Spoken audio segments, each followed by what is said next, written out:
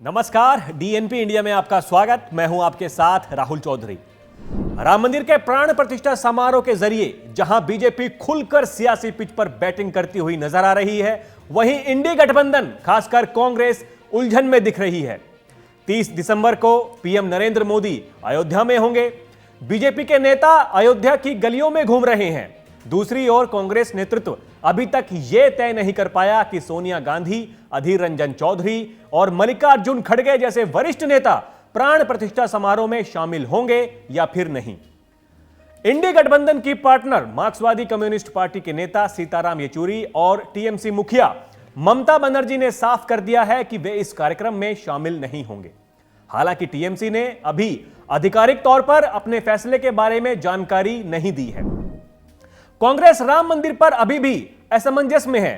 Party की दुविधा यह है कि अगर सोनिया गांधी और खड़गे जैसे नेता प्राण प्रतिष्ठा समारोह में शामिल होते हैं तो अल्पसंख्यक वोट बैंक नाराज हो सकता है, जो लंबे समय बाद दक्षिण भारत में कांग्रेस से जुड़ा है। अगर पार्टी इस समारोह से किनारा करती है तो हिंदुत्व विरोध का ठप्पा और गहरा हो जाएगा, जिसका असर आगामी लोकसभा चुनावों में दिखेगा। अयोध्या के राम मंदिर में 22 जनवरी को रामलला की प्राण प्रतिष्ठा होगी।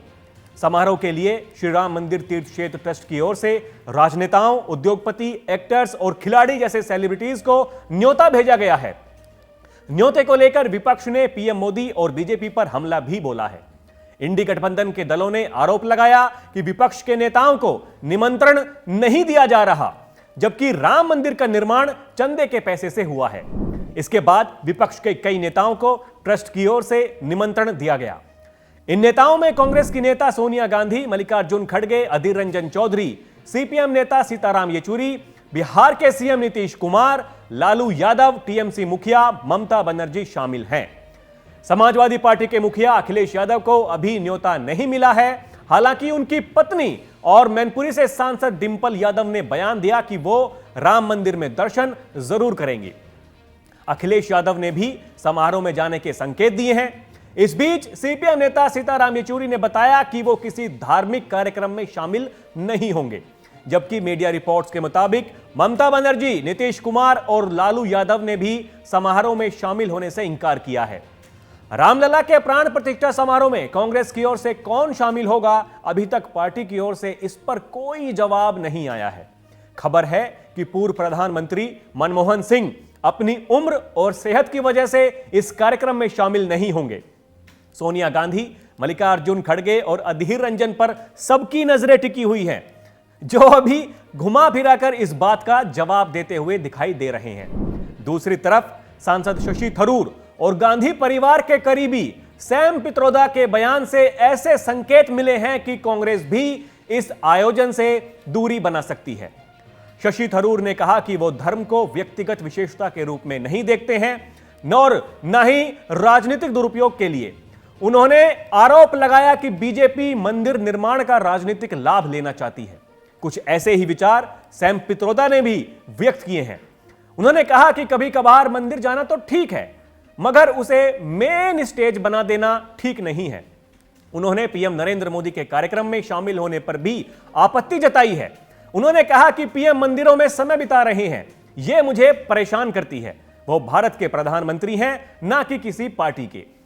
इस बीच कांग्रेस ने राम मंदिर प्राण प्रतिष्ठा समारोह से एक हफ्ते पहले राहुल गांधी की न्याय यात्रा शुरू करने की भी घोषणा की है। जब 17 जनवरी से राम मंदिर में प्राण प्रतिष्ठा महोत्सव शुरू होगा, तब राहुल गांधी नॉर्थ ईस्ट में न्याय यात्रा कर रहे होंगे। जब से राम मंदिर के मुद्दे पर राजनीति गरमाई है, कांग्रेस इससे बचती ही दिखाई दे रही है। राहुल गांधी और प्रियंका गांधी सॉफ्ट हिंदुत्व की नीति पर चलते हुए कई मंदिरों में नजर आए, मगर वे राम मंदिर पर खामोश ही रहे। सुप्रीम कोर्ट के फैसले के बाद जब राम मंदिर का श्रेय बीजेपी और हिंदू संगठनों ने खुलकर बटोरना शुरू किया, तब कांग्रेस के नेता उस वक्त ताला खुलवाने का श्रेय राजीव गांधी को देते हुए नजर आए। हालांकि कांग्रेस के केंद्रीय नेताओं ने हमेशा राम मंदिर पर संभल कर ही बयान दिया है। कांग्रेस पिछले एक दशक से मुस्लिम वोटरों को अपने पक्ष में लाने के लिए मशक्कत कर रही है। यूपी, बिहार समेत पूरे देश में 1989 तक मुस्लिम वोटर्स कांग्रेस के पक्ष में ही रहे। इसका नतीजा रहा कि कांग्रेस लंबे समय तक केंद्र और राज्यों की सत्ता में बनी रही। बाद में उसका यह vote bank RJD, Samajwadi party, DMK, VRS जैसी क्षेत्रीय दलों की ओर खिसक गया। दक्षिण के राज्यों कर्नाटक और तेलंगाना के पिछले विधानसभा चुनाव में एक बार फिर मुसलमानों ने कांग्रेस को वोट किया और वो सत्ता में लौटी। साल 2024 में लोकसभा चुनाव की बात करें तो अभी तक के चुनावी सर्वे में कांग्रेस को दक्षिण भारत के राज्यों में बढ़त मिलती हुई नजर आ रही है। अगर वो राम मंदिर के समारोह में जाती है तो उसका मुस्लिम वोट बैंक खिसक सकता है, और अगर नहीं जाती है तो पार्टी की छवि हिंदू विरोधी बन जाती है। यही पार्टी के लिए धर्म संकट है। तो अभी के लिए इतना ही। खबरों का सिलसिला जारी है। आप देखते रहिए डीएनपी इंडिया। नमस्कार।